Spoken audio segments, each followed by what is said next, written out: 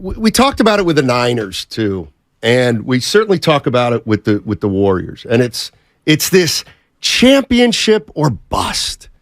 Championship or bust. Championship or failure.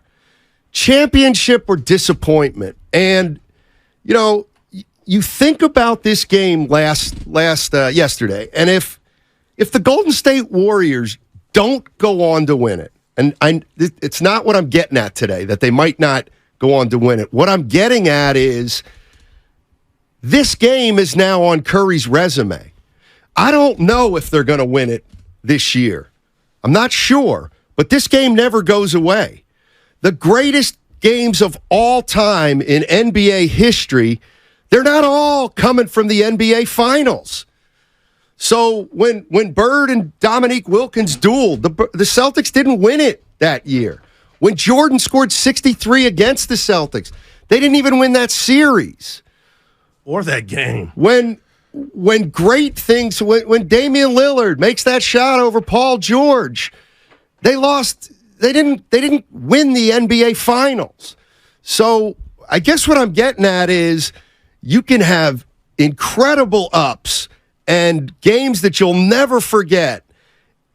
And the bottom line is Steph Curry did something yesterday that is going to be at the bottom of, it's in the record books. It's at least in the record books, but it's probably more importantly like in everybody's mind. Yeah. So who knows what's gonna happen? We're going to talk about the Lakers a lot, but not today. Yeah. But not today. We're going to talk a lot about can the Warriors win a championship. We're not going to do that today because what we're going to do is celebrate that game yesterday and what Steph Curry did because there's just nobody. I'm 58 years old. And there's nobody who, when they put that three-point line in a long time ago, there ain't nobody back then that ever thought in a million years there'd be a player to come along who could make so many shots from so far away at such a high percentage. It was inconceivable when they put that line in. Yeah, and you talked about specifically yesterday's game. Steiny, it was a brick contest. Chimneys were being built early on between both teams, and then Steph got his footing underneath them, and it was watch out. But I'm going to say this, because I'm going back to Friday. I was overconfident. We were having fun. But when that game was over Friday night, I had problems sleeping. I'm being real. Saturday was a blur because – I'm still afraid of this Warriors offseason, even if they win it all.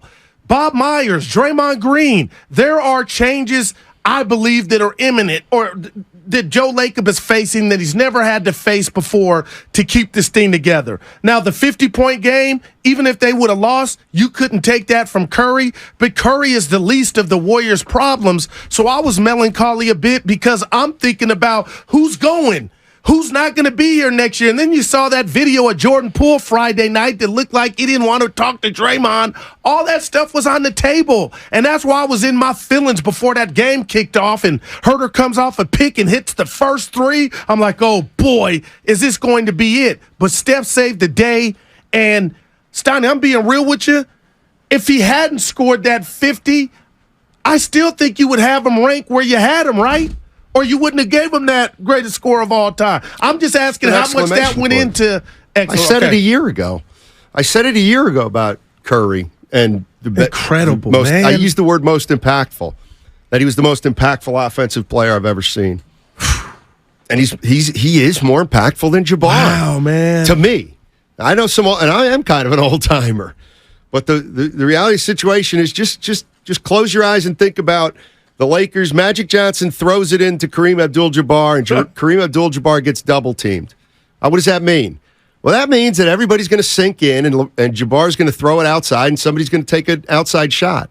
But when Curry gets double-teamed or gets chased 35 feet from the basket, it opens up the lane. It clears out the lane. Yep. It means if you do things right offensively, you're actually going to get a layup. Or a dunk, which is impossible if the middle's clogged. So Curry's ability to shoot from 30 feet out, wow, has totally skewed Just It's incredible, Steiny. It's kind of skewed our reality a little bit. He shot one behind Draymond Green about 30 feet. It looked like he was just shooting a free throw. That's what the form was like, and it was just bottoms. But, I mean, I heard Shasky and Bonte this morning, Steiny, just talking about the Bay Area greatness and the dynasties with the San Francisco 49ers and whatnot. But you talked about this a couple weeks ago. We all have, about when this thing first started. Steve Kerr won it in 14-15, his first year. And we're here in 2023, and it's still going. It is like words, you're just running out of superlatives, man. You really are. 888-957-9570 is the number. It's also the number for the Comcast Business Text line. Where does this one rank if you're a Warrior fan? And on Saturday, after the Warriors got beat by 20 or whatever it was on Friday, I let some time pass, and I'm starting to think about Sunday's game and all the possible implications of what happens if they win, what happens if they lose. And I tweeted out, is this the most consequential game of the Warriors dynasty? And naturally on Twitter, you get absolutely, and then you get F off, hack. Did you get some You of that? don't know what you're talking about. Damn. This game's not consequential. They got 4 rings. They got this. They got that. They got the other thing. And that's kind of what I'm talking about. If you're a championship or bust, and you say don't make this game Sunday any more consequential than anything else, and if they lose this game, we're playing with house money anyway. No, that game was ridiculously consequential. Now, for a million different reasons. One is it keeps things going.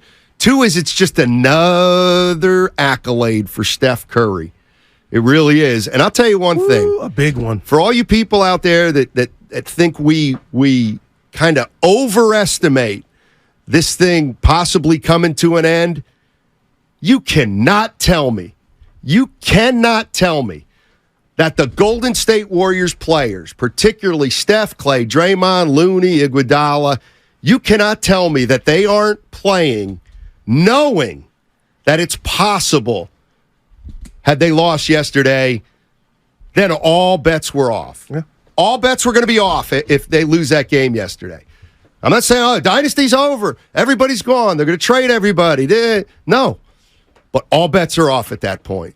And the Warriors played like, they want a little more time. Yeah. They want a little more time together. And they got a lot more time because I don't think Steph is slowing down anytime soon. But we buried the lead, Steiny. This is a man of few words. I'm talking about Steph. I mean, Marcus Thompson wrote a great article about what Steph talked to the team before film session Saturday and said, stay home if you're not bought in, and everybody needs to be on the same page. I'm paraphrasing, but for the chef to get up there, and Draymond said hit everybody in the cardiac muscle because he doesn't do that a lot, and Dre was going to actually speak to the team, and then this man, the guy that, gave the speech, goes out there and backs it up with 50 points in a Game 7. I mean, this is what movies are made of, man. He didn't go have a bad performance. He talked it, and then he walked it. And I'm going Migos, your favorite group. But that's what he did. You know what? I should be more clear. There's only one player that I can't say that Steph's better than offensively because I didn't see him, and that's Wilt Chamberlain. But Chamberlain's the only guy that I haven't seen. Well, those guys didn't play in this era. See, that's where I'm at now. Like, Jordan didn't play in this era. Kobe, what does that mean? They mastered their era, but they didn't get a chance to play when people were raining threes right now. That's right. And that's why Curry's more impactful than Jordan. Because Curry takes threes. When Curry makes a 25-footer, it's worth 3. Woo. When Curry penetrates the lane, they get a dunk a lot of times. And just one of his greatest performances. Down at half, too, man. Down 3. I thought they were okay at half. I really did. Yeah. Was Clay worrying you when it was over? It wasn't steady, Clay, but he kept shooting. Funny thing is I don't worry about Clay. You know why? Because Clay just does what Clay's going to do. He just is. And so you got to kind of live with it one way or the other. I mean, he's kind of always been that way. But on a day like today, rather than focus on the 4 for 19, I'm closing my eyes and thinking, how do you win a game like that when Clay shoots 4 for 19? You got the chef. You got Andrew Wiggins. You got Draymond. None of whom played well except Steph and Looney. That's how great Steph's performance was.